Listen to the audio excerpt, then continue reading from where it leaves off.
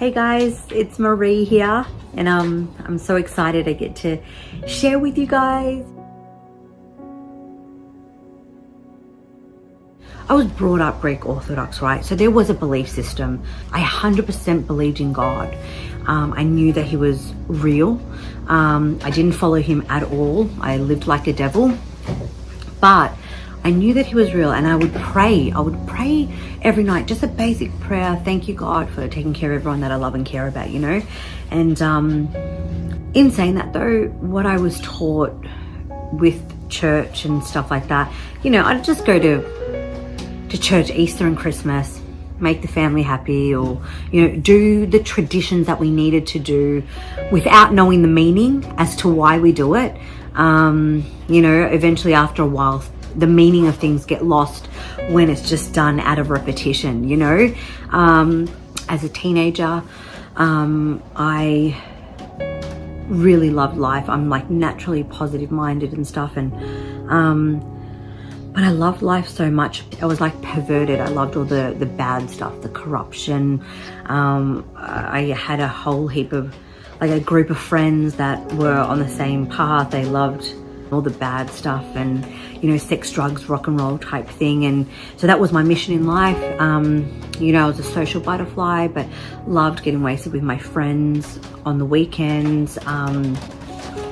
You know, as a teenager, I was a bong head.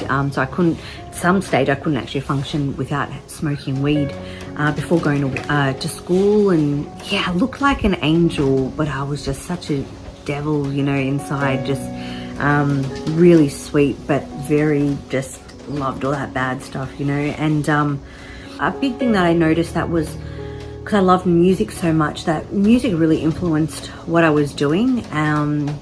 Like, you know, hip hop, that had the correlation of smoking weed. I loved that old rock, you know, 60s and 70s rock, and that really made me love that hippie scene.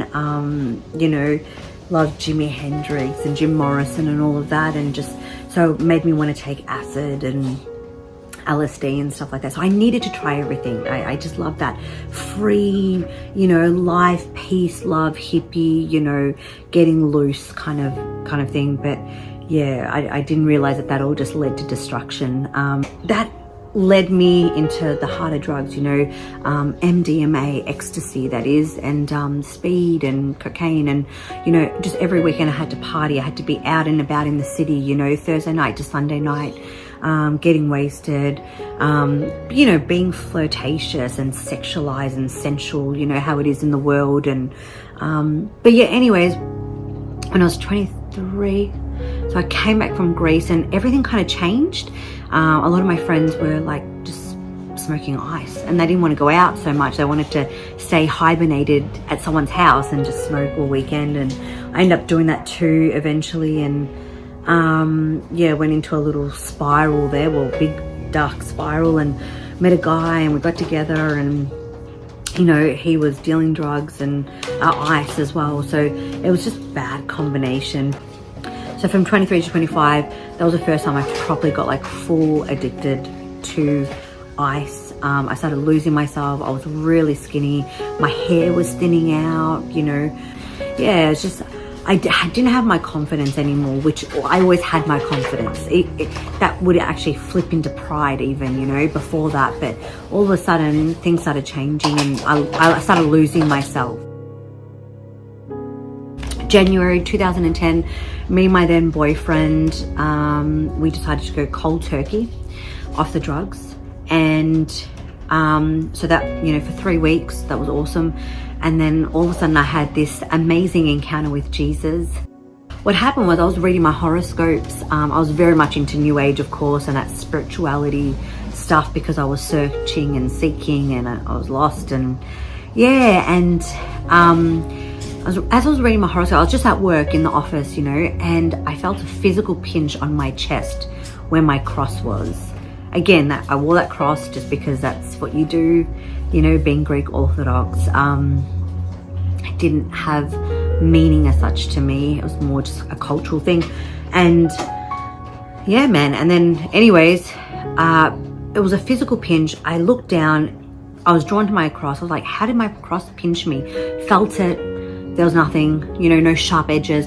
Went back to reading my horoscopes, and then I hear the voice of the Lord speak to me, and the presence of God came upon me. I could feel him. And God said to me out loud, like audibly, you know, stop reading these horoscopes because they're bad for you. And man, I freaked out. Like, it was like the spirit of the fear of the Lord came upon me. And so there was a reverence there, that kind of freak out. And man, I went into my car at lunchtime and I just bawled my eyes out. I started repenting and I was like, wow, God, that was you. That was you speaking to me. When you hear God's voice, there's no denying it. You can't, oh, was that you? Oh, maybe that was some.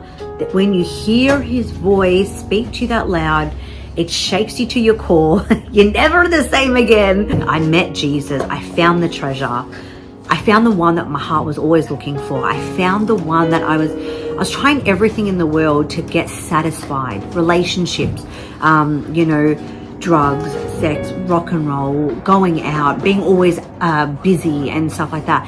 Always trying to fill a void when I was just really seeking for the lover of my soul.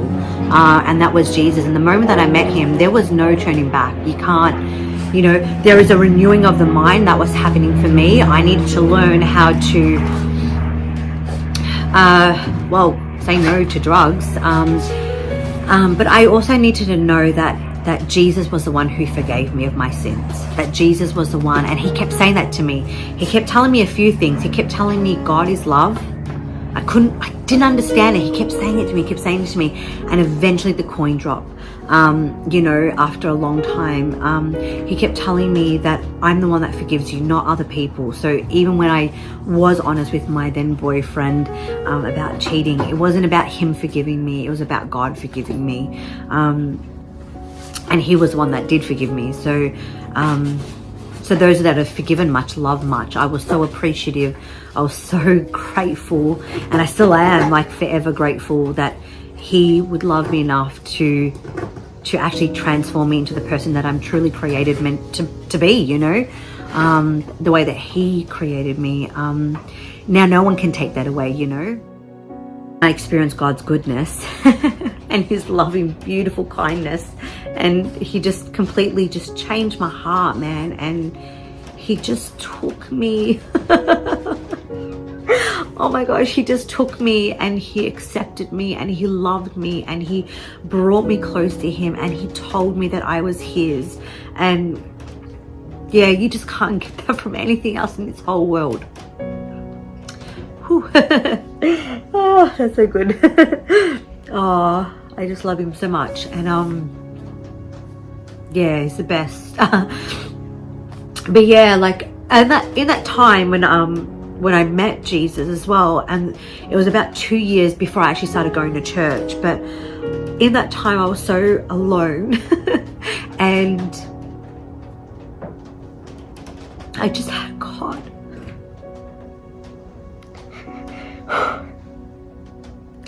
And it was so awesome because he's truly the one that did take me out of the addiction of ice.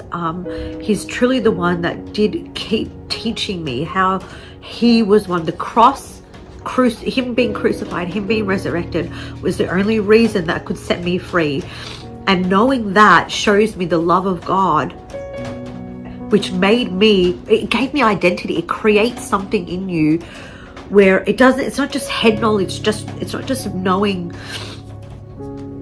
the Easter story or the Christmas story. It's actually knowing for real that he did that, and it creates something in here. And then you start becoming that. You live it out, you walk it out. Then I was just addicted to the Bible, and he truly changes your heart. He truly gives you a new heart and a new spirit. Yeah, anyways, I hope that blesses you, and God is just so good, guys. And if I can give you any tip in the whole world, is that yeah, get to know him, because he's the best and he loves you, and he makes us good. He makes us good. It's awesome, because we're not good without him. I don't care who we are. We can do all the nice, best things in the world, but yeah. Anyways, love you guys.